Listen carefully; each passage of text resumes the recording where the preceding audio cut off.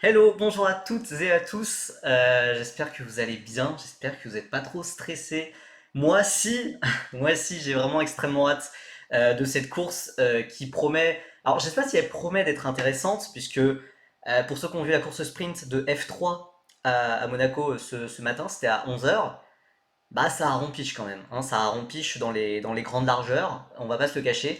Merci à ceux qui sont déjà là présents dans le chat, toujours sympa The Chain, mais j'adore, j'adore. Et puis ça, c'était la musique que mes parents assimilaient à la Formule 1, vu que c'était le générique de la BBC, je crois, à l'époque. Euh, ouais, alors, oui, il va y avoir du décalage, puisque comme vous le savez, je suis pas chez Canal+, j'ai pas le droit de diffuser gratuitement comme ça sur Twitch la course. Donc, il va y avoir un décalage, forcément. Au début du tour de formation, au début enfin, des 5 feux rouges quand ils vont s'éteindre et tout, je vais essayer de dire quand est-ce que moi je suis, quand est-ce que moi je vois l'image, pour que vous puissiez éventuellement, si vous voulez, bien vous caler. Mais c'est vrai que ça c'est un peu embêtant. Par contre, petite annonce du coup, oui, à 17 h, après les qualifications de Formule 1, on diffusera ici la course de F4 espagnole avec Enzo Deligny, Théophile Nael, euh, qui feront la course. Hein. Ils seront pas là avec moi et on commentera. Hein. Ils vont faire la course.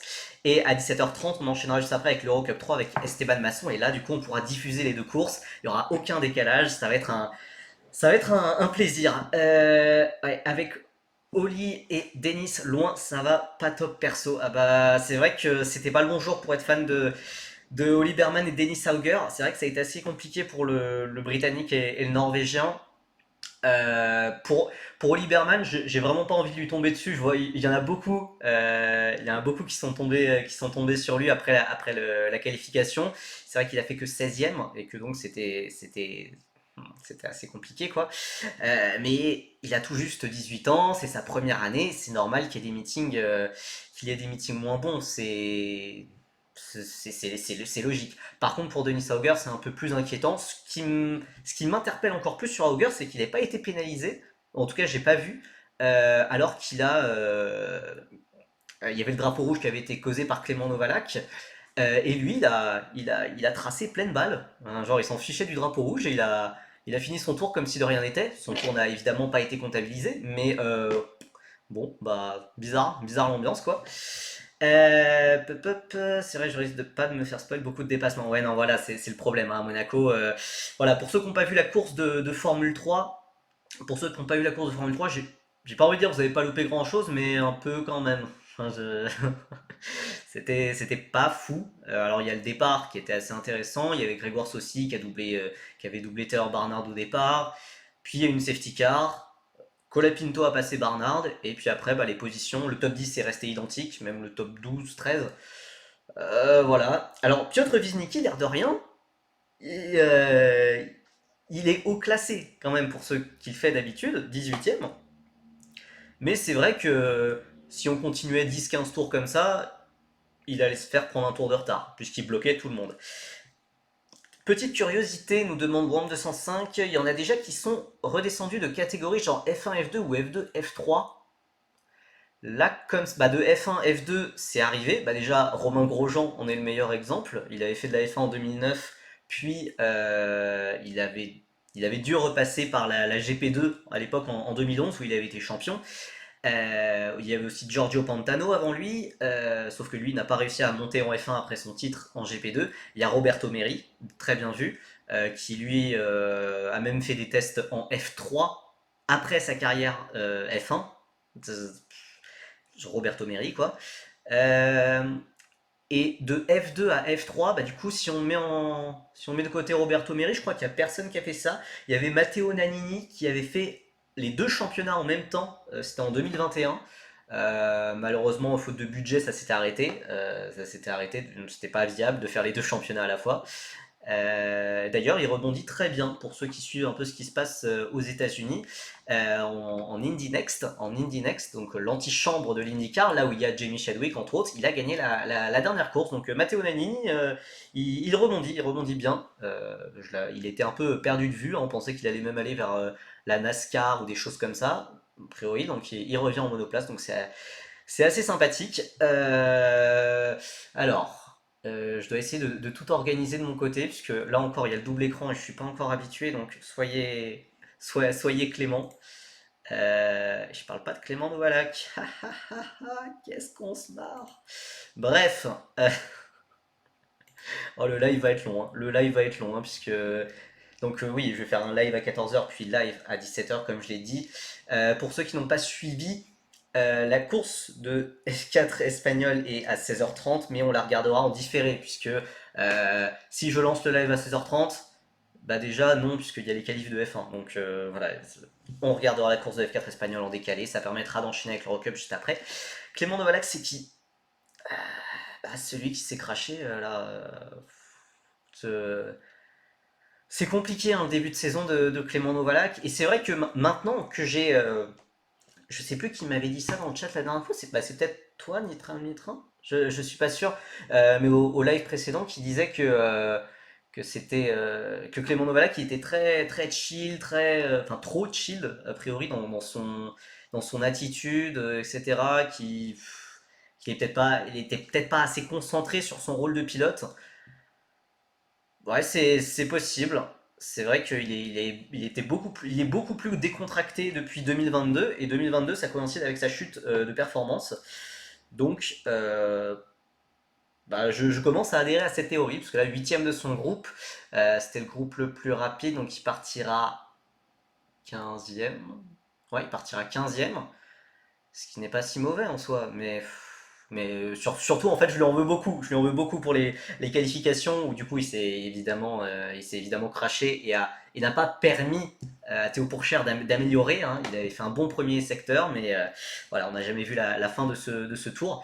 Ouais, Amaury Cordil, alors 11e l'air de rien, 11e. Ah, le live timing se met à jour, on va mettre la grille de départ de la course. Ouais, derrière Amaury Cordil, en fait, bonne surprise, hein, j'ai envie de dire quand même. 12, oui, 11e. 11e, il était vraiment pas loin de choper, de partir deuxième, genre de partir, euh, de faire 9e ou 10e et de partir en première ligne pour la course à grille inversée. Vous imaginez le bordel que ça aurait été. Mais du coup, il part 11e. Il n'a pas l'habitude de partir d'aussi haut, donc je sais pas vraiment ce que ça donnera. J'avoue que j'ai assez peur, parce que c'est vrai que ça peut créer un joli bazar, puisque derrière, il y a quand même des pilotes rapides, hein. Il y a quand même Fittipaldi, il y a Berman, il y a Auger, il y a Nissany, il y a Brad Benavides. Donc non, non, non, mais il y a pas mal de... Ouais, Amaury Cordil sera peut-être la clé de cette course, côté safety car. En tout cas, pour Isaac Hadjar, je pense vraiment il part de la pole, c'est très bien.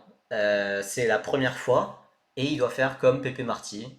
Ce matin en F3, il doit partir loin et voilà, tracer sa route et remporter sa première victoire. Ça peut lui faire beaucoup de bien. Il s'en était beaucoup voulu pour la qualification où enfin, il était déçu en fait qu'il y ait eu un drapeau rouge causé par Daruvala dans les dernières minutes.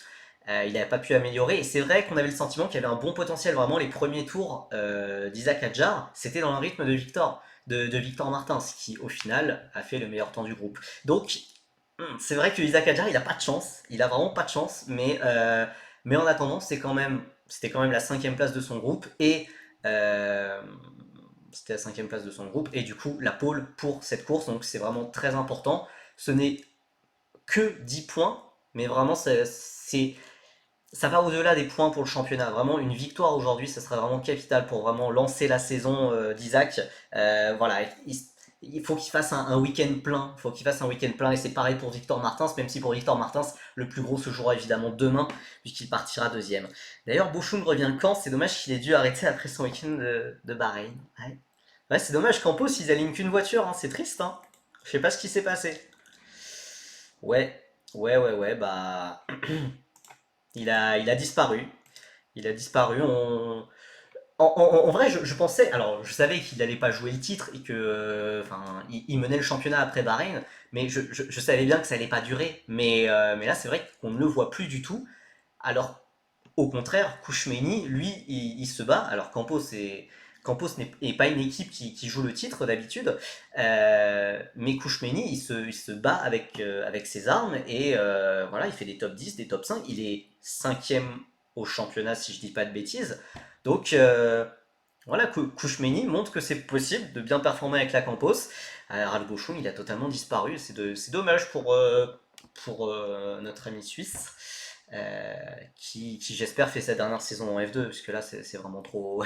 C'est trop, faut doser à un moment. Faut doser.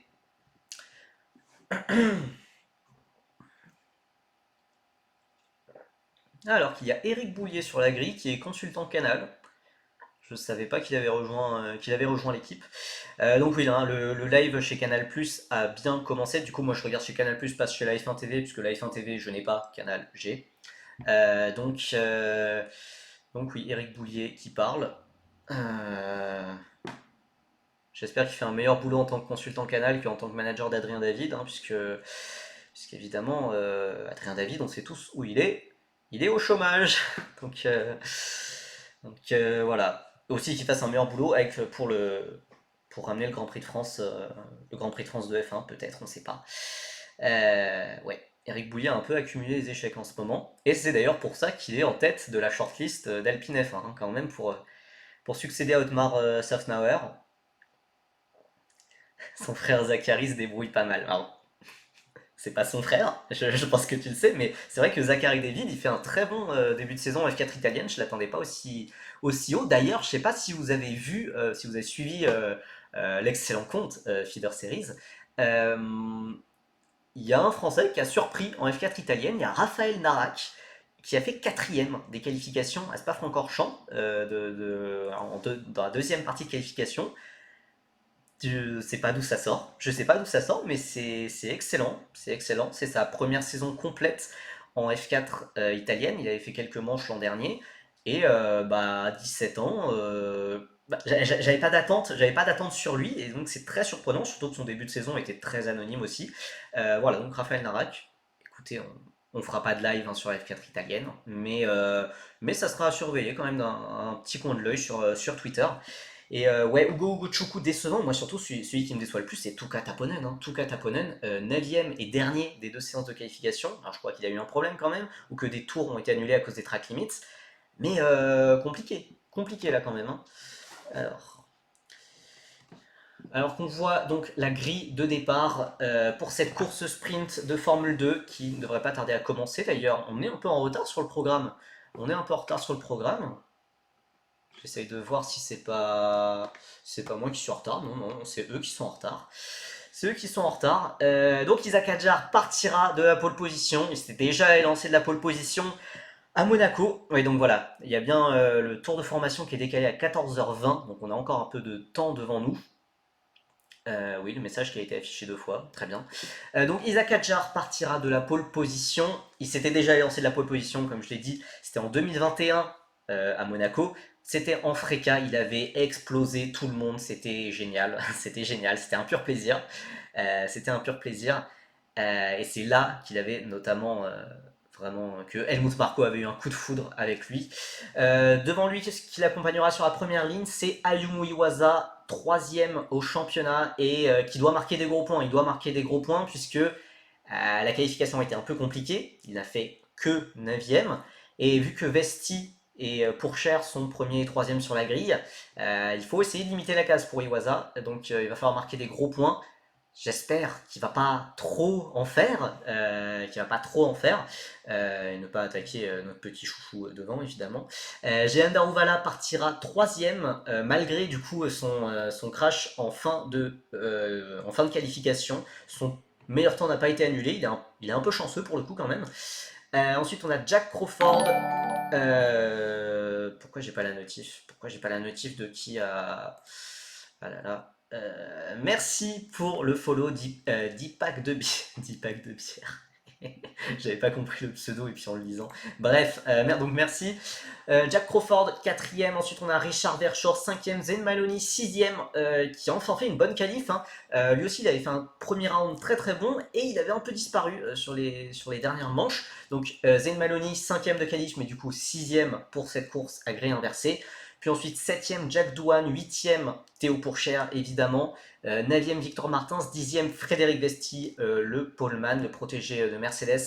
Alors que là sur Canal, oui, on revoit l'erreur du local de l'étape Arthur Leclerc qui malheureusement s'élancera 20e pour les deux courses après son crash au virage Anthony Nogues, donc le dernier virage du circuit de Monaco. La malédiction des Leclerc, je sais pas, mais c'est vrai que y avait des gens qui commençaient à se faire des films en mode Arthur Leclerc il va gagner chez lui à Monaco plus tôt que Charles. Bah non, du coup. À moins d'une remontée exceptionnelle, mais à Monaco c'est pas possible. Normalement c'est vraiment pas possible. Donc il partira à 20e pour les deux courses. C'est dur d'espérer quoi que ce soit, il faudrait vraiment un véritable chaos devant pour espérer ne serait-ce que des points. On rappelle que c'est les 8 premiers qui marquent des points lors de la course sprint de F2. Donc que pour l'instant, par exemple, Théo Pourchaire est virtuellement dans les points, et c'est pas le cas de Victor Martins, Frédéric Vesti, qui vont peut-être devoir essayer de passer le français, ou Douane, ou Maloney assez rapidement, parce que vraiment c'est au départ que alors pas tout se joue, mais c'est au départ qu'il y a une grande partie des choses qui se jouent. On l'a vraiment vu en F3 où les principaux dépassements, les principales actions aussi étaient au départ. Il y a eu aussi quand même un peu de grabuge en F3 avec l'accrochage entre Oliver Goethe et Johnny Edgar qui a mis ce dernier dans le mur. Il y avait aussi eu quelques petites crevaisons de Marie Boya, de pilotes divers et variés. Et devant, c'est vrai qu'il y avait eu qu'un seul dépassement notable. Voilà, c'était vraiment Grégoire Soucy sur Taylor Barnard. Et ensuite, on n'a pas vu grand-chose sur le reste de la course.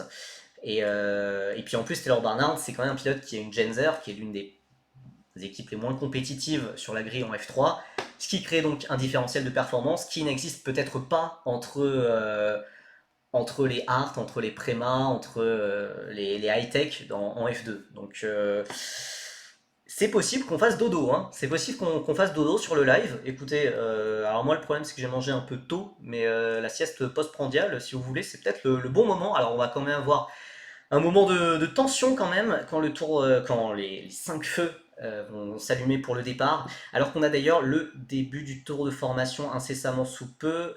Les voitures ne sont pas encore parties. Si vous voulez vous régler Canal Plus en même temps que moi, c'est le moment pour l'instant. Et voilà, les voitures partent. Les voitures partent pour moi. Ok, voilà. Les voitures partent. Donc oui, on verra on verra ce que ça donne. Aussi, à 14h40, on aura la qualification de F4 espagnol. Évidemment, le focus sera évidemment sur la Formule 2, évidemment, mais on fera des petits switches comme ça pour vérifier le live timing qui bug complet côté F4 espagnol. Voilà. Alors écoutez, je vais même faire... Hop. Donc pour l'instant, le tour de formation. Les pilotes qui vont redescendre vers le casino.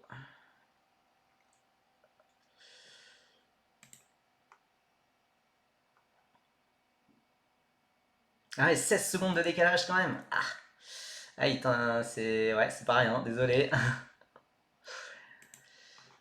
Hop, je remets le live timing de F2 évidemment. D'ailleurs, le top 7 sur la grille a eu ou a encore un lien avec l'académie Red Bull, il me semble. Adjariwaza, Daruvala, Crawford, Verschoor, Maloney, Doohan. T'as totalement raison. Ah, totalement raison, ouais. J'avais pas vu, j'avais pas capté, mais en effet, Adjariwaza, Crawford, Maloney, actuel pilote Red Bull, et Daruvala, Verschoor et Doohan, ancien pilote Red Bull. Je me rappelle même pour Richard Verschoor, à l'époque, on pensait que ça serait le futur Verstappen, hein. Il avait été un peu vendu comme ça, hein. C'était vraiment juste après la promotion express de Verstappen en F1. Ils avaient voulu prendre un autre néerlandais talentueux. Ça n'a pas si bien marché, même s'il est quand même en F2 et qu'il fait des belles performances. Voilà, il n'a pas non plus marqué autant que son illustre compatriote. Les pilotes sont dans la rascasse, on s'approche de la fin du tour de formation. Beaucoup de tension, Isaac Hadjar qui fait chauffer les pneus une dernière fois avant de se placer sur la grille. Première fois qu'il part en pole position dans une course de Formule 2, on le rappelle. On va voir comment ça va se passer. Donc il sera derrière Iwasa, Daruvala, donc des pilotes qui ont quand même pas mal d'expérience maintenant. Jack Crawford, son coéquipier, partira quatrième. Ensuite, on a Verschoor, Maloney, Douane, Pourchère, Martins, Vesti, Cordin, Maini, Correa, Fittipaldi, Novalak, Berman, Auger, Nissany, Bochum, Leclerc, Benavides et Roman Stanek qui complètent la grille de départ. On suit Arthur Leclerc et caméra embarquée. Il est en train de se placer sur la grille de départ. On espère quand même une course sans trop de safety car. Hein. Ça serait bien, mais bon, vous connaissez la fougue de nos pilotes de Formule de promotion, c'est toujours compliqué. Les dernières voitures s'immobilisent, le drapeau vert est agité, les feux s'allument. Isaac Hadjar à gauche, Ayumu Iwasa à droite. La première impulsion, Isaac Hadjar va garder la tête, attention, non, Iwasa n'arrivera pas à doubler, il reste deuxième, et globalement, les positions sont assez stables. Le top 4 est totalement identique. Attention, Ayumu Iwasa qui met la pression en remontant sur Isaac Hadjar, non, Isaac Hadjar garde le contrôle. Maintenant, il faut essayer de se concentrer, de se mettre dans le rythme. Comment ça se passe pour Martin et Pourchère qui se touchent un peu. J'ai l'impression qu'ils se touchent un peu. Ils sont côte à côte. Victor Martin à l'intérieur, Théo Pourchère à l'extérieur. Pourquoi on nous coupe ça? Théo Pourchère Théo et Victor Martin a réussi à prendre le meilleur sur son coéquipier. Et Martin essaye de continuer d'attaquer Douane, mais en faisant ça, non. Oh, attention, il y a des contacts derrière. Donc Victor Martin a doublé Théo Pourchère. Alors je crois que le drapeau jaune va être agité, hein, parce qu'il y a quand même eu du grabuge à l'épingle du Loves. Je crois que Oli Berman était impliqué. En tout cas, Isaac Hadjar a gardé le commandement de la course. Bon, attention, ça fait du 2 de front à la nouvelle chicane. Oh attention, il couche Meni, attention, c'est parti.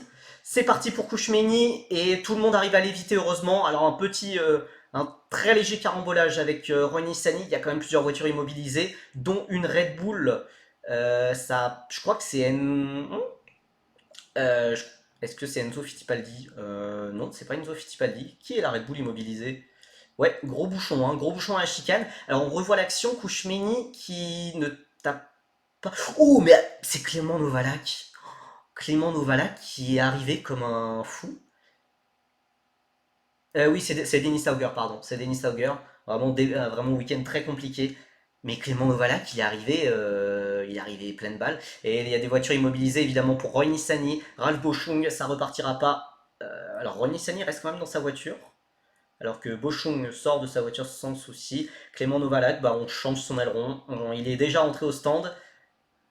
Mais alors j'aimerais bien revoir depuis le point de vue de Clément Novalak, mais là comme ça, on avait vraiment l'impression que il était très loin de la bataille entre Cordil et Kouchmeini. Oh, il a calé en plus en sortant des stands, Clément Novalak. Oh là là, oh là là. Vraiment, j'ai plus de mots là pour le début de saison de Novalak. Beaucoup de pilotes au stand évidemment, dont Arthur Leclerc hein, qui a été pris dans le marasme de cette nouvelle chicane. Arthur Leclerc qui est 18ème. En fait, il a gagné des positions au final. Hein. Alors il y a safety car, hein, il y a safety car. D'ailleurs, on voit la safety car qui sort des stands. Mais voilà, beaucoup de pilotes au stand. Clément Novalak qui ressort avec un aileron avant qui n'est pas le sien. C'est un aileron avant noir. Et c'est étrange car Roman Stanek a le même aileron avant, donc je sais pas d'où ils ont trouvé l'aileron avant noir. Les pilotes qui court-circuitent la chicane évidemment, puisqu'il y a toujours la voiture de Roy Nissany. Voilà, la safety car est enfin confirmée.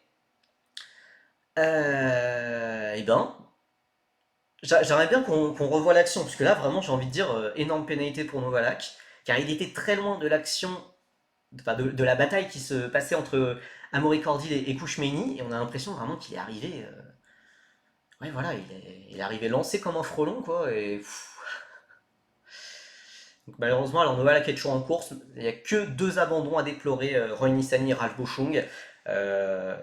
Bon, leur 1080e course s'achève donc prématurément pour le pilote israélien et le pilote suisse. On revoit le départ, non, très bonne première impulsion hein, de Isaac Hadjar qui défend bien l'intérieur.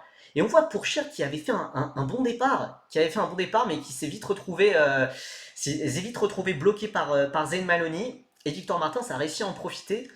On revoit le départ depuis la caméra d'Arthur Leclerc. Arthur Leclerc, ouais, le départ n'était pas sensationnel. Pas sensationnel, mais il a réussi à passer Boschung assez rapidement. propre, propre. Il n'a pas voulu trop en faire, je pense. Il n'a pas voulu trop en faire et il est resté en dehors des ennuis jusqu'à évidemment la nouvelle chicane. On revoit ce qui s'est passé à l'épingle du Loves. Beaucoup d'embouteillages. Et c'est encore. C'est Kouchmeini qui tape Amaury Cordil d'abord et puis ensuite ouais, Auger et Berman qui se touchent. Enfin, ouais, vous savez, c'est à peu près les mêmes actions qu'on a sur F1 22 à Monaco. Hein. Enfin, c'est. Voilà. Mais en fait, ouais, je comprends pas. On revoit l'action de Novalak qui tape Kouchmeini à la chicane. Et il y a un différentiel de vitesse énorme alors que les deux prennent le virage. Ouais, alors on voit évidemment Arthur Leclerc qui est pris dans le carambolage un peu, qui est bloqué à la chicane. On revoit. Alors Kouchmeini était évidemment beaucoup plus lent puisqu'il tentait de décroiser pour essayer de repasser à Amaury Cordil, donc il était plus lent au niveau du point de corde. Mais waouh, vraiment le. Bon, on va voir, hein. Il n'y a pas d'enquête qui a été lancée pour le moment. Hein. Si je dis pas de bêtises, il n'y a pas encore d'enquête qui a été lancée pour l'incident, mais nul doute qu'il y en aura. Dennis Auger qui prend le meilleur premier secteur absolu, mais évidemment, on est toujours sous safety car. Va falloir être attentif à la relance pour Isaac. Alors, d'habitude, il gère globalement bien ses relances, mais race control, ouais, évidemment, voilà. L'incident noté entre Meini et Novalak est.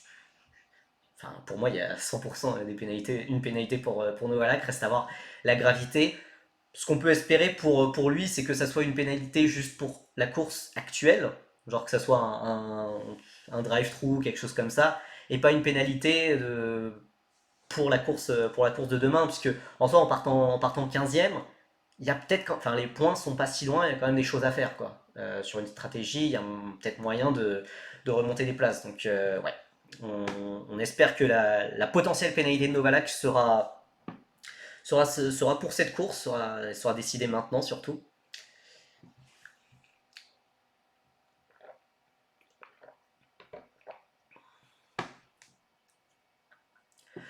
Bon, pronostic, normalement c'est Isaac Hadjar toujours. Enfin, Isaac Hadjar c'est le favori. Pour moi, le moment le plus menaçant de la course c'était le départ. Maintenant, Isaac Hadjar c'est l'ultra favori de la course. Il va falloir être très attentif à la relance puisque c'est quand même un moment, la relance, on sait que c'est possible de dépasser. Franco Colapinto nous l'a montré ce matin en dépassant Taylor Barnard. Mais j'ai quand même du mal à voir ça arriver. C'est possible que les positions restent figées comme ça. On peut faire un point sur le classement. La safety car est toujours en piste. Normalement, c'est toujours sur la course. En tout cas, c'est ce qu'il y a eu Goethe tout à l'heure. Bah, ça dépend quand il se décide. Ça dépend aussi du pied sur lequel se sont levés les commissaires. Mais parfois, il peut y avoir des pénalités pour la course d'après. Donc, mais c'est vrai que généralement, c'est plus des pénalités pour la course actuelle, ce qui est mieux, je trouve. Euh, mais oui, c'est vrai que Oliver Goethe a été pénalisé pour la course actuelle, pour son crash c'était avec Tommy Smith, je crois, au portier. Euh, donc non, c'est pas toujours le cas, mais c'est vrai que pour ce week-end, pour l'instant, ça a l'air d'être le cas. Donc on va espérer pour Clément Novalak qu'il soit pénalisé sur cette course. C'est un peu bizarre de dire ça, mais voilà, qu'il soit pénalisé sur cette course et pas sur celle d'après. Donc voilà un petit point sur le classement. Isaac Hadjar toujours en tête pour un doublé Red Bull avec Ayumu Iwasa. Jehan Daruvala a gardé sa troisième position. Jack Crawford, ensuite Richard Verschoor, Zen Maloney, Jack Doohan. Le top 7 est en fait totalement inchangé. Le seul changement qu'il y a eu dans le top 10, et bah c'est à l'encontre de Théo Pourchère, puisque c'est son coéquipier, compatriote et ami aussi, Victor Martins, qui a pris le meilleur. Et on sait que cette huitième place, elle est importante. Alors certes, le championnat ne se joue peut-être pas dessus, mais c'est la place du dernier point. C'est la place du dernier point. Et on sait combien les deux pilotes en ont besoin, mais on sait que Victor Martins, il est entré que 2 fois dans les points cette année. Je sais que c'est assez difficile à croire, mais il y a eu 8 courses et il n'est entré que 2 fois dans les points. C'était lors des courses sprint de Bahreïn et de Jeddah.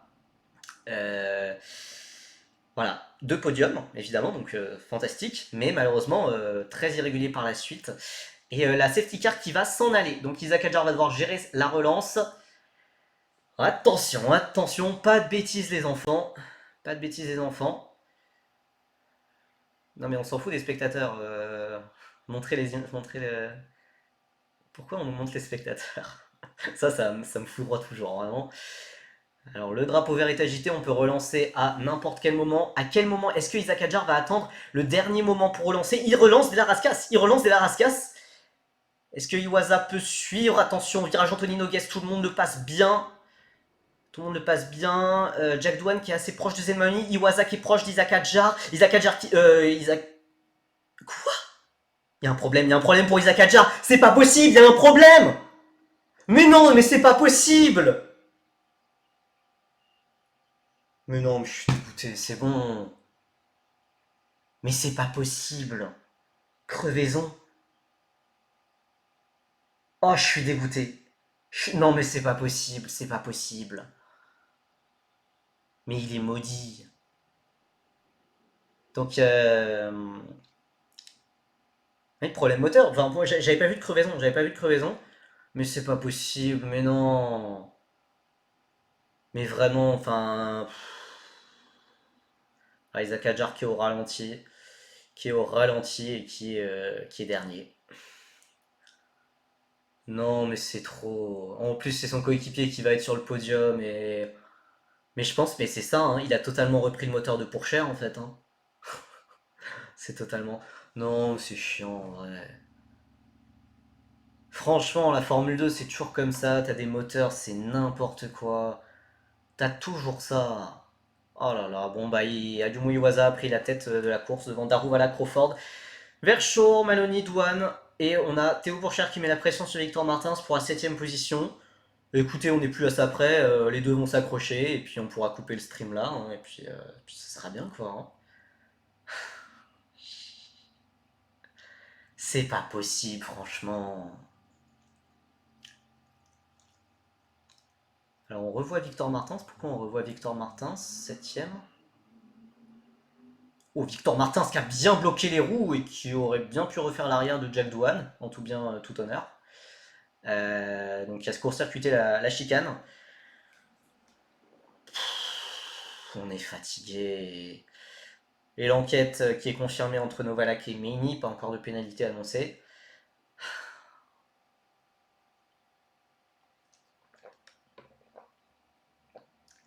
Pourquoi? Pourquoi le monde est si cruel? Non, et puis, j'en peux plus, il peut pas avoir un week-end plein. Les Français en F2 ne peuvent pas avoir un week-end plein. Je dis même pas avec de la chance, je dis sans malchance. Enfin. Ah, et puis Novalak, allez, Novalak qui enchaîne tout, speeding in the pit lane, excès de vitesse dans la voie des stands. Allez, c'est bon, on est parti sur une masterclass française. Isaac Hadjar qui rentre au stand à très petite vitesse. Et pénalité de temps pour Clément Novalak, 10 secondes. Et Isaac Hadjar voilà, qui s'immobilise au box high-tech, qui est dégoûté. Oh purée.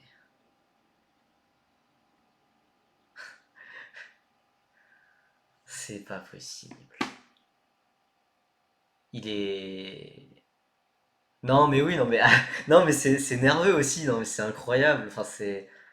Isaac Hadjar donc à la relance. Non, il tape pas du tout, hein. Il tape pas du tout les murs. Et c'est vraiment au moment de passer sur la ligne, quoi. Il n'y a plus de moteur, quoi. Et Ayumu Iwasa qui claque les meilleurs secteurs en ce moment. Ah bah là, il a piste libre, hein. Là, Ayumu. Je suis écouté. Bon. Après, c'est bien, du coup, ça met Martin, c'est pour cher dans les points. En plus, c'est des gros points, quoi. Ça va être 2 points et 1 point pour Martin, c'est pour cher, quoi. Trop cool. Voilà, enquête confirmée pour Novalak pour excès de vitesse dans la voie des stands. Alors, alors on a Martins qui revient sur Jack Doohan, on a Martins qui revient fort, mais on se souvient dans la course de F3, Gabriel Emini avait passé toute la course dans les échappements de Paul Aron, hein, pour le dernier point. Ça n'avait, voilà, il n'avait jamais réussi à passer malheureusement, il avait dû se contenter de la 11e place. Et honnêtement, avec les Formule 2, si on n'arrive pas à doubler avec les Formule 3, j'ai du mal à voir comment on doublera avec les Formule 2. Alors je sais, c'est pas très sympa de vous vendre ça comme ça, mais. Oh là là, Isaac Hadjar est dégoûté, bah oui. Et pénalité de 5 secondes pour Novalak, on est plus à ça près. Franchement, les gens chez Mechachrome, en plus Mechachrome c'est une entreprise française. Je dis pas qu'il faut favoriser les Français, mais éviter de mettre des bâtons dans les roues des Français, quoi. Enfin, genre, c'est incroyable. Ah oui, c'est vrai que pour l'instant, pour Cher, il n'aurait plus un, mais deux points d'avance sur Vesti, c'est vrai. Allez, prédiction crash de Juan Martin, c'est creusons pour Cher qui roule sur les débris. Tu sais qu'avec tout ça, ça mettrait Amaury Cordil dans les points. Hein. Cordil qui est dixième. On rappelle que les points c'est pour les 8 premiers, donc pas de points pour Amaury Cordil, mais bon, sinon la F4, la F4 qui n'est pas encore partie, hein. Ça partira pour une qualification de 20 minutes dans 1 minute. On va peut-être se focaliser sur la qualif de F4, hein. Enfin, je sais pas, peut-être que ce sera encore pire, et là vraiment, là vraiment ça sera compliqué quoi. Et en fait, comme à Jeddah, j'ai envie de dire, mais Jack Crawford qui fait un peu le bouchon. Hein. Jack Crawford qui fait le bouchon, mais qui va s'accrocher à son podium. Hein. Il va s'accrocher à son podium, mais c'est vrai que derrière Jack Crawford, ça s'entasse. Hein. Verschoor, Maloney, Douane, Martins, et Pourchère qui n'arrive pas à suivre le rythme en fait. Meilleur tour de Ayumu Iwasa, ça paraît assez logique. Hein. Voilà, comme on l'a dit, la piste dégagée. Mais c'est vrai que Théo Pourchard est mis sous grosse pression de Frédéric Vesti. Vesti qui n'est qu'à 4 dixièmes. Euh, le seul qui fait une très bonne course, c'est Victor Martins, hein, pour un côté français, évidemment, puisque Iwasa fait une super course aussi. Il profite évidemment de la défaillance d'Isaac Adjar, la défaillance moteur.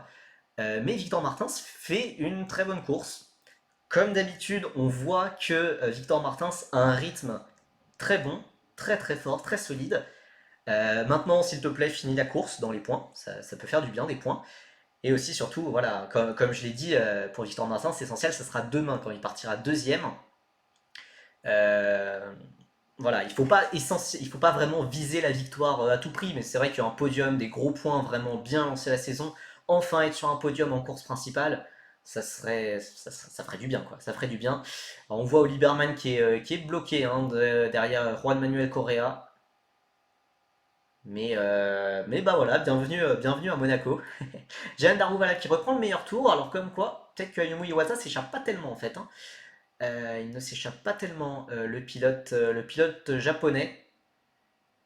La F2 c'est vachement mieux quand t'as pas de chouchou. Bah ouais, mais après, t'es moins dedans, je pense.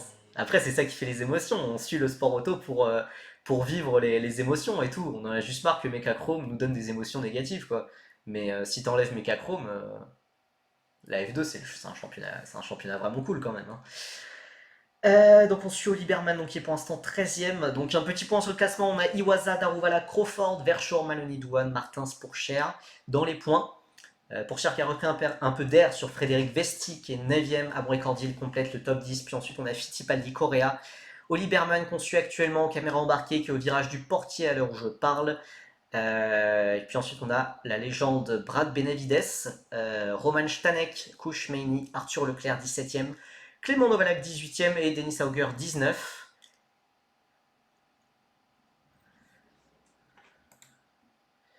Alors qu'en F4 espagnol, les pilotes sortent des stands. Les pilotes sortent des stands. Un truc à vérifier pendant les qualifs de F4 espagnol, ce sera vraiment les track limits. Hein. Ça va être un gros point sensible, hein, on le sait. Euh, enfin, c'est impressionnant cette caméra. C'est impressionnant cette caméra, les voitures passent vraiment rapidement.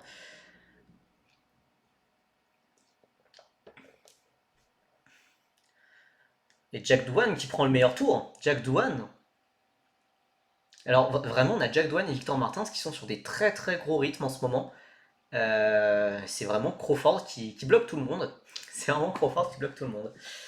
Après, je pense que oui, du coup, l'objectif pour Victor Martins et pour Jack Douane aussi, ça peut être d'ouvrir un peu le gap avec les pilotes de devant pour essayer de chercher le meilleur tour en fin de course. On sait qu'il y a assez peu de dégradation climatique à Monaco. On revoit Oliberman. Est-ce qu'il a tapé le mur? Non, pas vraiment. Oh, le gros travers, oui! Le gros travers au niveau de la piscine pour Oliberman. Bon, il a eu chaud, hein.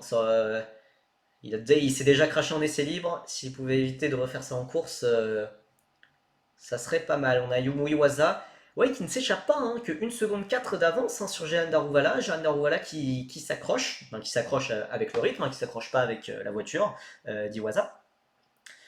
Ouais.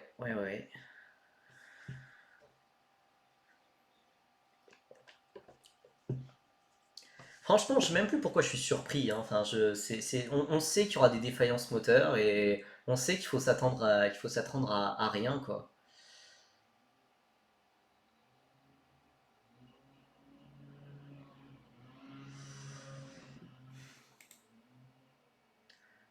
Un petit point sur la F4 espagnole, il n'y a pas de tour représentatif qui a été instauré. Ça veut rien dire, on dit pas ça. Mais oui, oui, pour en revenir à la F2, oui, Théo Pourchaire, on n'a pas le sentiment qu'ils cherchent le meilleur tour. Genre, je dis que Douane et Martins, parfois, ils ouvrent l'écart avec les pilotes devant pour chercher le meilleur tour. Euh, Pourchaire, on n'a pas ce sentiment, on n'a pas ce sentiment-là, quoi. On n'a pas ce sentiment-là, il n'est jamais dans la seconde de Victor. Alors, bon, il l'est sur le live timing en ce moment, mais pas de beaucoup. Et il ne le restera pas, voilà, il est repassé au-dessus de la seconde. Euh, bon, il va falloir s'accrocher à ce point, puisqu'en plus c'est un point qu'il doit défendre face à Frédéric Vesti. Frédéric Vesti qui partira en pôle, évidemment, en pôle demain. Donc vraiment, chaque point est précieux dans la bataille face au pilote danois. Frédéric Vesti que je voyais pas aussi haut, aussi bon, hein, clairement. Ah oui, non, mais Théo n'a pas le rythme de Martins, hein, clairement. Clairement, clairement. Après, comme pour Martins d'ailleurs, voilà, pour Théo, les gros points c'est dimanche, hein. Voilà, il partira troisième. C'est là où l'essentiel de son week-end se fera. Et on sait qu'en course principale, Théo répond toujours présent, hein.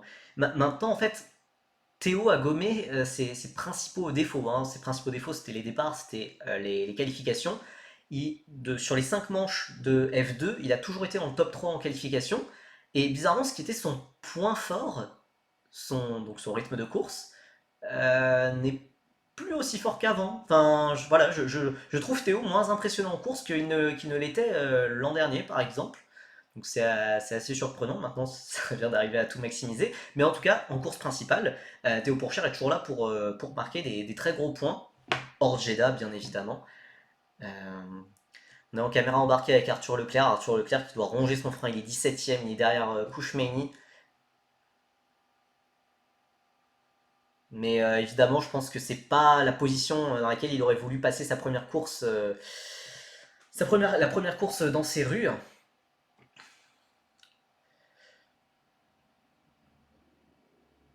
Bon, pas de temps encore vraiment très rapide, hein, sur ces 6 premières minutes de qualification de F4 espagnol.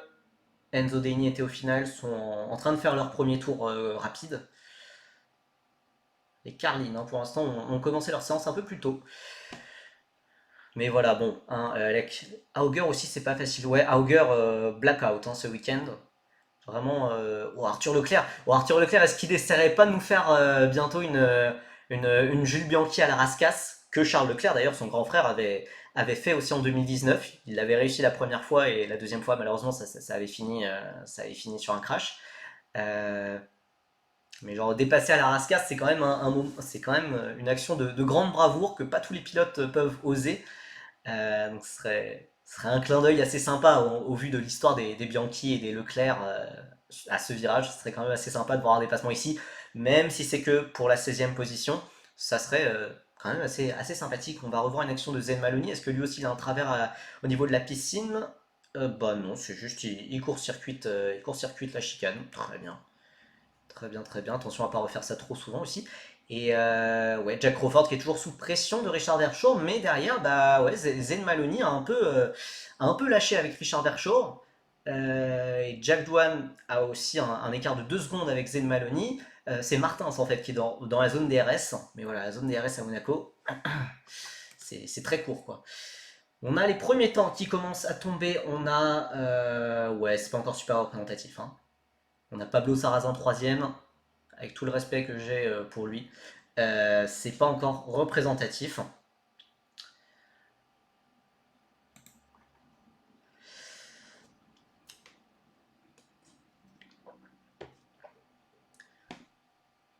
Putain, le moteur d'Isaac, là, j'en reviens pas. Enfin, c'est... Ça aurait dû être une course tranquille, sans histoire du début jusqu'à la fin. Eh ben non. D'ailleurs, on a Jehan Daruvala qui revient en fait sur Ayumu Iwasa. Ayumu Iwasa, je pensais vraiment qu'il allait s'envoler. En tout cas, ce qui se passait après les premiers tours de relance sous safety car. Mais c'est pas tellement le cas. C'est pas tellement le cas. D'ailleurs, on est en caméra embarquée avec Jeanne Darouvala à la sortie du tunnel. Bon, il est quand même à distance respectable, hein. Il va pas tenter un dive bomb d'ici. Mais, euh, mais c'est intéressant de voir qu'il a le rythme quand même, le pilote MP, qui est quand même à sa quatrième saison. Alors Enzo Dellini, troisième provisoirement. Troisième provisoirement, voilà, il y a les premiers temps qui commencent à tomber. On est sous les 2 minutes 2. Je pense que ça va aller de plus en plus vite, hein, de toute façon. Donc il va falloir suivre ça. Théophile, pour l'instant seulement 16e. Je pense qu'il n'est pas encore à fond. En tout cas, je l'espère. Ça serait assez décevant. Valerio Rinicella, gros temps. Gros temps. Bon, il reste 11 minutes. On va pas s'emballer. On va plus regarder ça dans les 5 dernières minutes.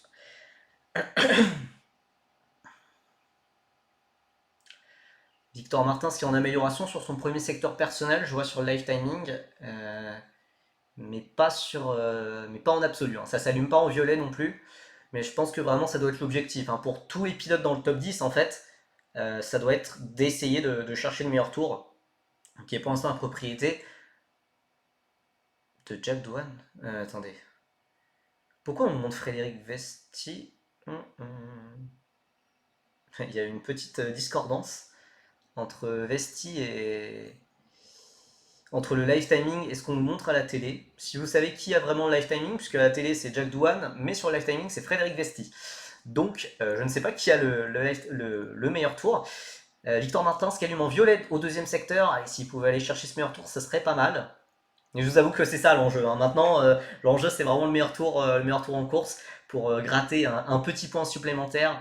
Victor Martins qui va passer. Meilleur tour pour Victor Martins. Il reste 13 tours.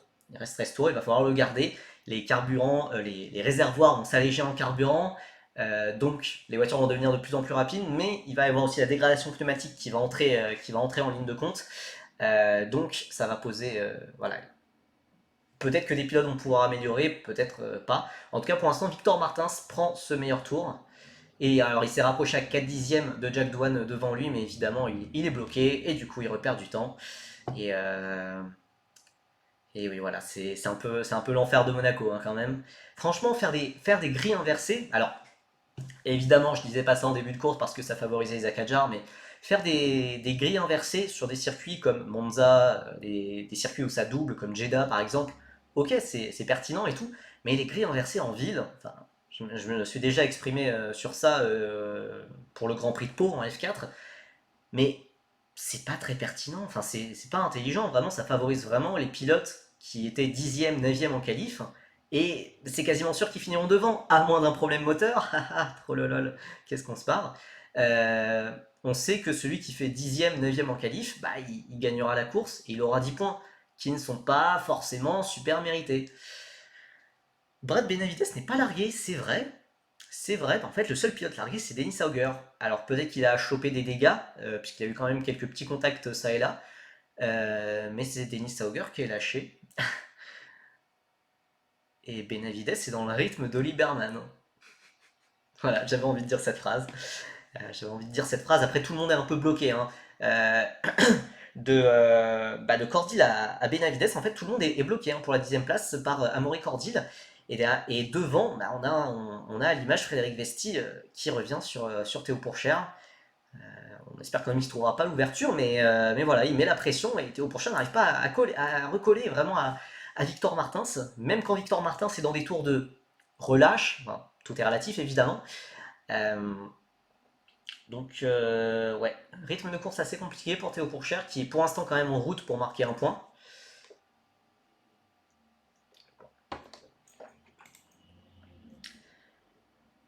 Alors Enzo Dellini qui est pour l'instant 10e et qu'en amélioration et qui claque le deuxième temps en F4 espagnol. On a Théo Final qui est 6e. Il reste 7 minutes encore. Gros temps, là gros temps d'Enzo Dellini. Ah oui, on va peut-être passer sous les 2 minutes même, hein. Donc on est à Motorland Aragon, hein, pour ceux qui ne se situent pas. Alors pour ceux qui suivaient les formules de promotion il y a très longtemps, c'est là où en Formule Renault 3 litres 5, c'est là où Pierre Gasly a fait l'un de ses plus beaux podiums, l'un de ses podiums les plus spectaculaires, arraché au forceps face à Carlos Sainz, qui était plus expérimenté, qui a gagné le titre à la fin. mais vraiment c'était quelque chose d'assez assez spectaculaire. Du coup, c'était en 2014. Du coup, Motorland Aragon qui accueille aujourd'hui l'Eurocup 3 et la F4 espagnole, mais circuit très sympathique. Et c'est vrai qu'on n'arrête pas de montrer, en F2, on n'arrête pas de montrer Théo Pourchaire et Frédéric Vesti. Pourchaire qui bloque Vesti, alors qu'on a Victor Martins qui repart sur un nouveau tour. Meilleur premier secteur absolu en 22-1, Théo Pourchaire en 22-2. C'est bien, il commence à reprendre du rythme. Maintenant, attention surtout, n'en faites pas trop, genre ne mettez pas la voiture dans le mur pour chercher le point du meilleur tour, hein. Ça serait un peu bébête quand même. Mais surtout, je me demande, est-ce que là, les Français ne cherchent pas le point du meilleur tour un peu trop tôt? Euh, puisque vraiment, en F3, il fallait attendre vraiment la fin de la course pour décerner le meilleur tour. Puisque voilà, les réservoirs étaient de plus en plus légers, donc la voiture allait de plus en plus vite. Est-ce que ça vaut le coup de chercher le meilleur tour maintenant? Alors malheureusement, Victor Martin s'est loupé dans le deuxième secteur 39,7, alors que Théo Pourchain en 39,0, mais ça ne cherchera pas le meilleur tour vraisemblablement, à moins d'un dernier secteur stratosphérique, hein, pour le pilote français. Non, pas de meilleur tour, qui reste pour l'instant en propriété de Victor Martins. On entre dans les 6 dernières minutes, Enzo Deini qui est dans le meilleur dernier secteur absolu. Pardon, non, c'est faux, c'est la propriété de Rinicella. Pardon. Je dis beaucoup qui est la propriété de en ce moment. Je sais pas si vous avez remarqué dans ce live, mais voilà. Et Théo Pourchaire qui est donc revenu sur Victor Martins, quand même gros effort, hein, pour refaire le trou. Est-ce que Théo Pourchaire n'a pas gardé ses pneus? Je sais pas. Garder ses pneus pour la fin de course, je trouve ça très bizarre. Euh, puisque, enfin, ensuite, essayer de doubler à Monaco, s'il vous plaît. Non. Théo Final qui remonte au troisième rang en F4. Pour l'instant, on a les Français 2 et 3. Je vous avoue que moi, ça m'irait, hein. Ça m'irait beaucoup. On n'est pas à l'abri que Benavides mette sa voiture dans le mur, donc si on a le meilleur tour rapidement, c'est mieux. Pas faux. Pas faux, pas faux. Non, c'est vrai que si la course finit sous safety car, et c'est possible puisque les pneus vont se dégrader, donc la voiture va devenir de plus en plus difficile à contrôler, de plus en plus légère aussi, ça peut être intéressant. Bon, Théo Pourchaire qui n'attaquera pas Victor Martins car voilà, il a lâché. Frédéric Vestier est revenu très vite.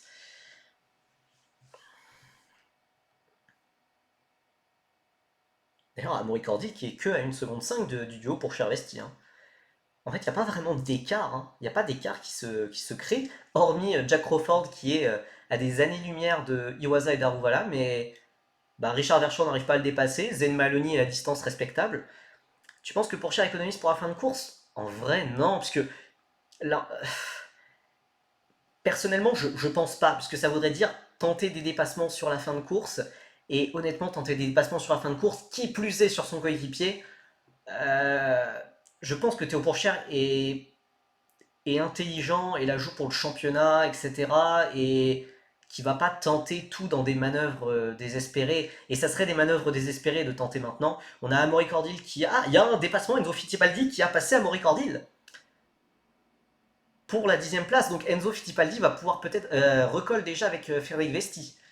Ça, peut-être que ça va changer des petites choses.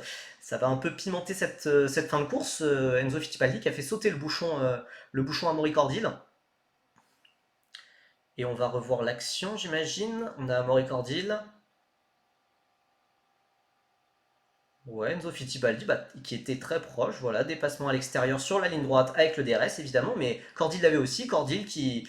Voilà. Et c'est Cordil dans le mur! Et bah, je m'apprêtais. Je m'apprêtais à dire. Eh ben écoutez, le dépassement était propre, Cordil il a pas trop forcé, voilà, c'était assez propre. J'allais féliciter Amaury Cordil. Voilà, quelques virages plus tard, il est dans le mur à Mirabeau, même virage que Lewis Hamilton, hein, dans la troisième séance d'essai libre de F1, si vous avez vu. Amaury Cordil dans le mur, safety car, safety car. Par contre, on est à un endroit où la voiture peut être évacuée assez rapidement, hein, puisque voilà, on a l'habitude que les voitures se crashent ici. Donc Amaury Cordil qui va dégringoler dans le classement, évidemment. Ouais, ça peut offrir une fin de course assez intéressante.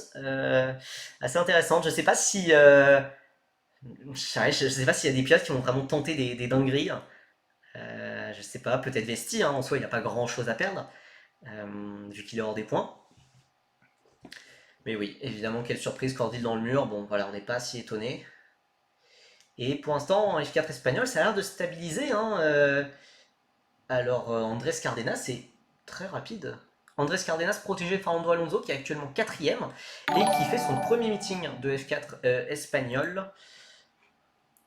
Allez, petit crash par pour Cher pour bien jeter la course de la francophonie. C'est vrai que là, ça clôturerait le tout en beauté. Mais pour l'instant, c'est les seuls espoirs encore vivants. Pour l'instant, c'est vrai que ça serait 3 points pour Victor Martin. C'est un pour Théo Pourchère. Et j'avais pas vu le dernier follow, mais merci à Elliot Véron pour le follow, ça fait plaisir. Ça fait plaisir, j'espère que tu vas bien.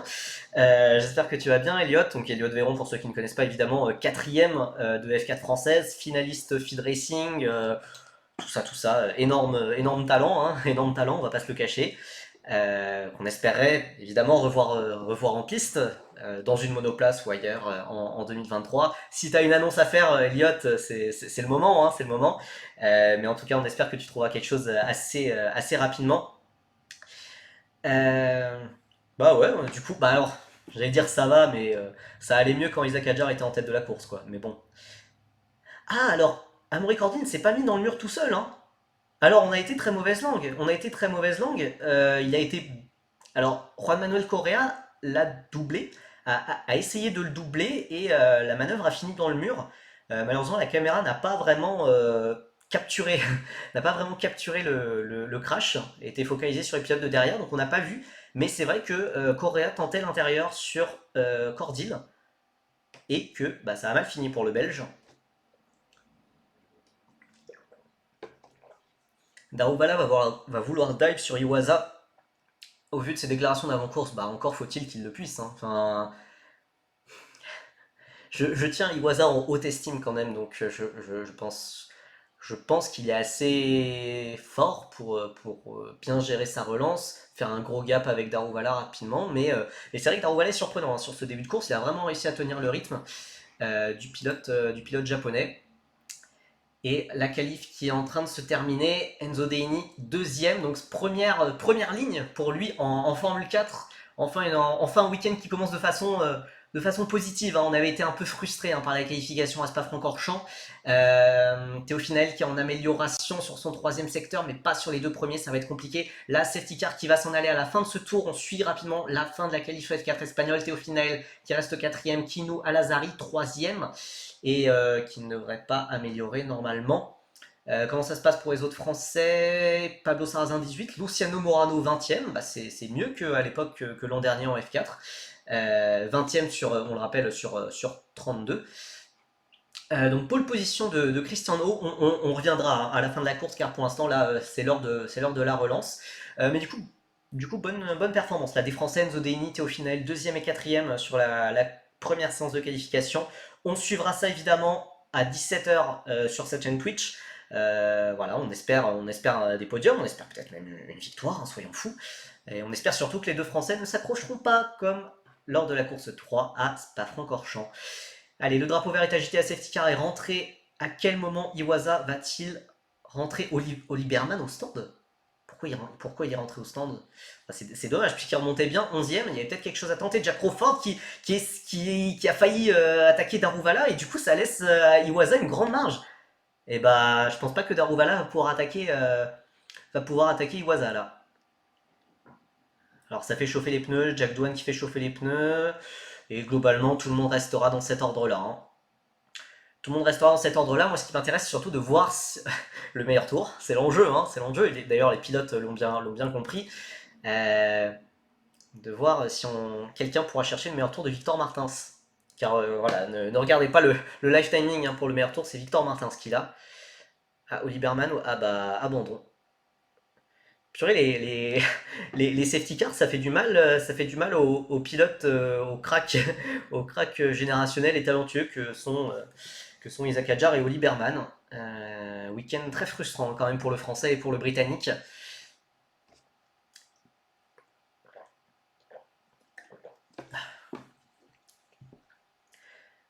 Et on a Verschoor, toujours très proche de Jack Crawford, comme avant la safety car, mais pas encore capable de mener une attaque, de mener une attaque franche vraiment. Merci à Don Big Babou pour le follow, ça fait plaisir, merci à toi, salut. Et bon, écoutez, là, tous les pilotes sont un peu à la queue leu-leu. C'est quand même impressionnant, hein. Je trouve l'enchaînement des virages des S de la piscine. Euh, Quand tous les pilotes arrivent bien à le prendre, c'est toujours assez sympathique. Richard Verschoor, qui est proche, hein, qui est proche de Jack Crawford, mais honnêtement, j'ai du mal à voir la situation évoluer. Il reste 5 tours désormais. Il reste 5 tours, il n'y a plus que 17 voitures en piste, hein. Quand même, il y a eu du. Alors j'allais dire, il y a eu du dégât, il y a aussi des problèmes mécaniques évidemment. Jeanne Darouvala, qui a totalement lâché avec Iwasa, 3 secondes 8. 3 secondes 8, je pense qu'il va se contenter d'assurer la deuxième place et de chercher le meilleur tour évidemment. Même si pour l'instant il n'y a personne qui n'est vraiment en train d'améliorer. Donc peut-être que le meilleur tour restera pour Victor Martin, s'il reste encore 5 tours, 4 tours et demi maintenant.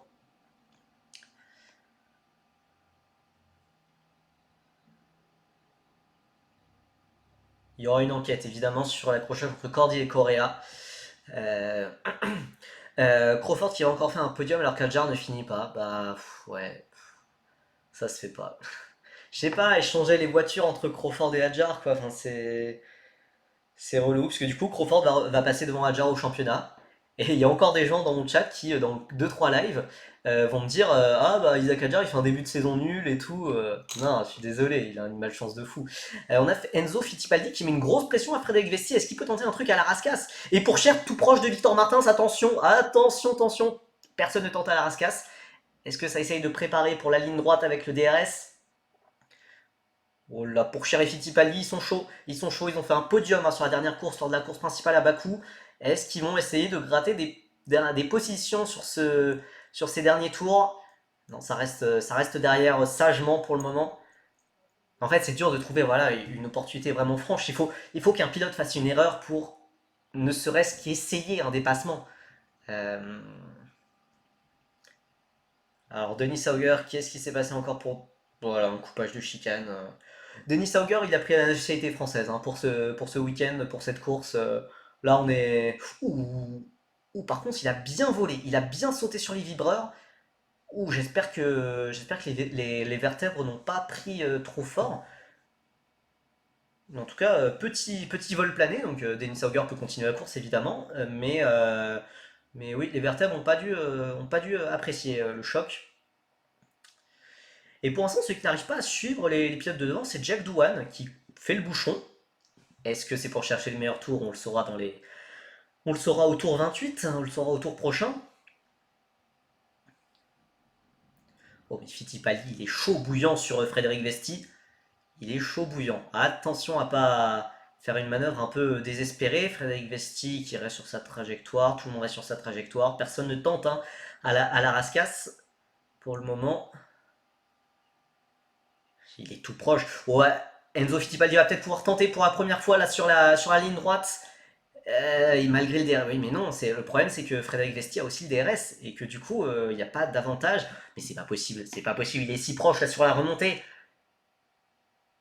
On est sur la 9ème place, hein, c'est pas pour les points, mais quand même.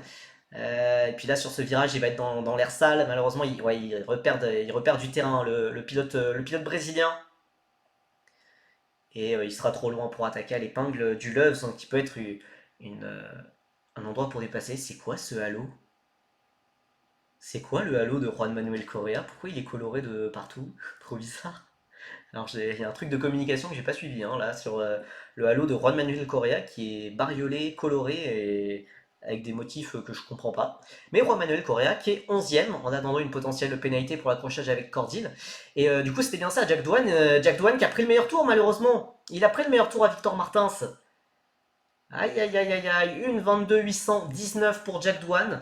Victor Martins a essayé de chercher le meilleur tour aussi, mais malheureusement, donc il a fait le meilleur troisième secteur absolu, mais Martins, ça reste derrière, c'est moins bon que le meilleur tour de Jack Doohan. Aïe aïe aïe aïe, il va falloir répondre, il reste encore un tour. Ça va pas être possible. Ça va pas être possible. Martins et Pourchard ne pourront pas répondre, c'est trop lent sur le premier secteur. Ah, c'est dommage. Et Arthur Leclerc qui est tout proche de Kouchmeni qui n'a pas le DRS, Arthur Leclerc qui va tenter à l'extérieur à Sainte-Dévote. Non, il n'y a pas assez de différentiel de vitesse, ça reste derrière. Ça reste derrière. Richard Verschoor va essayer d'aller chercher le meilleur tour, il a un 22-2, donc c'est quand même 2 dixièmes plus lent que le meilleur tour de Jack Doohan. Mais malheureusement, on peut déjà vous confirmer que le meilleur tour ne finira pas dans l'escarcelle d'un Français, ni de Martins, ni de Pourchère. Alors, j'étais un tour en avance dans ma tête, mais c'est vrai qu'il y a encore le tour 30, donc il y a encore une opportunité. Pardon. Mea culpa. Mea culpa, on est encore au tour 29 sur 30. Il y a encore une opportunité. Mais bon, de toute façon, pour les Français, voilà, la course. Voilà quoi.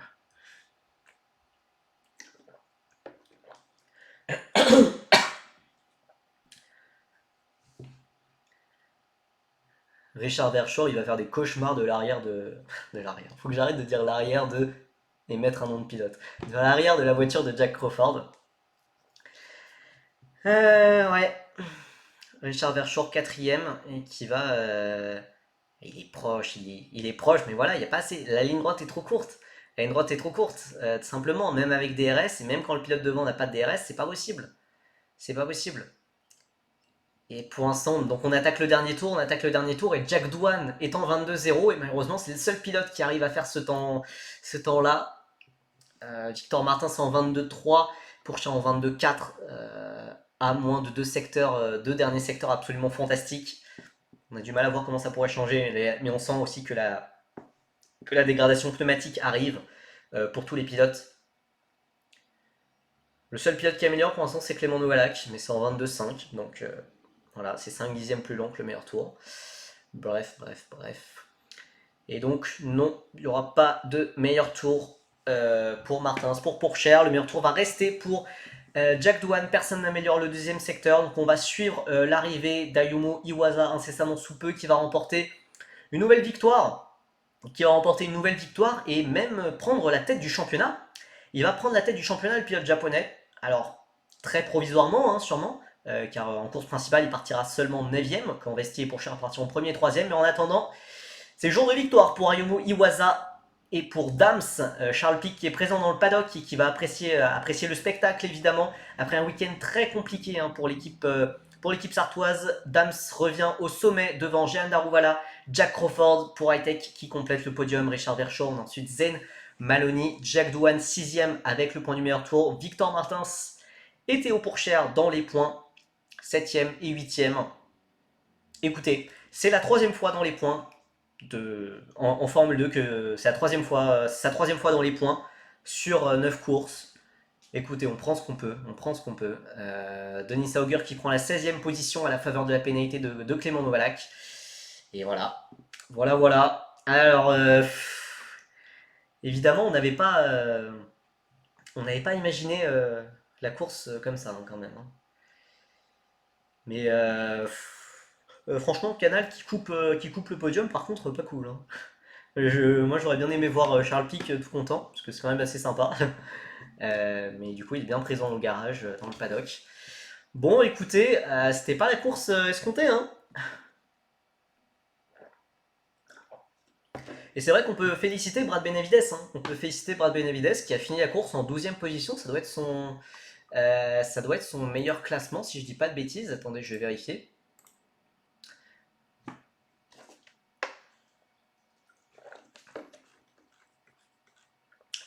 Bradou. Et bah, c'est pas son meilleur classement. Il avait fait 10ème lors de la course sprint de Bakou. Alors, oui, j'avais oublié la course sprint de Bakou où la moitié des pilotes avaient abandonné. Il n'y avait eu que 11 pilotes à l'arrivée. Il avait fait 10ème sur 11. Ok. Ah oui, en plus, Isaac Hadjar avait été pénalisé. Mais donc de base c'était 11ème, mais oh là, c'est vraiment le début de saison d'Isaac Hadjar, c'est tellement malchanceux, c'est abusé, c'est abusé. Alors le classement n'est pas encore à jour, mais vraiment je peux confirmer que Yumu Iwasa prendra la tête du championnat. Il prendra la tête du championnat, il va passer à 68 points. 68 points quand Théo Pourchère en aura 66, Vesti va rester à 64. Vraiment on a un trio, en fait on a un trio maintenant qui se détache au classement. Alors que oui, voilà, Oli Berman, Kouchmeini, Denis Auger, Arthur Leclerc, Ralph Boschung n'ont pas marqué le moindre point derrière. Donc évidemment, voilà, on va vraiment avoir un trio qui va se détacher au championnat. Est-ce qu'on n'en profiterait pas pour revoir un peu ce qui s'est passé du coup pour la qualif de F4 espagnol, revenir un peu sur les résultats, puisque c'était des résultats positifs. On n'a pas pu en parler puisqu'on était un peu occupé avec la fin de course de Formule 2. No results. Cool. Bah c'est cool. Bah écoutez, bah on va pas pouvoir débriefer les résultats du coup. Bon, on a la qualif de l'Eurocup 3 en cours. On espère que Esteban Masson fera quelque chose de bien, fera quelque chose de positif pour vraiment lancer sa saison après un premier week-end très compliqué. Mais Esteban Masson a dominé les séances d'essais libres, a dominé les deux séances d'essais libres. Donc voilà, on espère qu'Esteban Masson pourra claquer la pole. Ça ferait du bien pour sa saison, mais aussi pour sa carrière, hein, puisque vraiment il en a besoin. Après la saison de Freka, un peu catastrophique hein, qu'il a vécu chez FA Racing et Hard Grand Prix. Non mais attendez, d'où les résultats sont pas disponibles, c'est pas gentil. Sérieux. En plus, Alcamel System, normalement, c'est un truc, c'est un site de live timing vraiment bien, vraiment pro. Et bah, et bah, et bah, écoutez, peut-être pas. Mais du coup, on a Enzo Dell'Igny, deuxième, Théophile Nael, quatrième, on a Cristiano qui partira en pole position. Je rappelle à tout le monde qu'on sera en live de nouveau aujourd'hui à 17h. Donc juste après les qualifications de Formule 1, on enchaînera pour suivre la F4 espagnole avec Enzo Dell'Igny, deuxième, Théophile Nael, quatrième. Et aussi, on enchaînera avec la course d'Eurocup 3 où on espère, on pourra suivre la première victoire d'Esteban Masson. Ça pourrait être assez sympathique. Ça ferait du bien. Ça ferait du bien, puisque là, j'ai soif de victoire. J'ai soif de victoire. Je m'attendais. C'est pas bien. Faut jamais s'attendre à des victoires, surtout avec nos pilotes français. On sait à quel point c'est compliqué. Mais voilà, on espère des podiums et peut-être des victoires pour nos Français cet après-midi à 17h. D'ici là, écoutez, à très bientôt. On se retrouve sur Twitter, sur Twitch à 17h. Et très bonne séance de qualification de Formule 1 à tous, donc, évidemment de 16h à 17h. J'espère vraiment qu'il n'y aura pas de drapeau rouge, bah, puisque sinon je vais devoir peut-être décaler mon live. On verra, je vous tiendrai au courant au pire. Et d'ici là, eh bien, écoutez, bonne séance de qualification et à plus. Salut!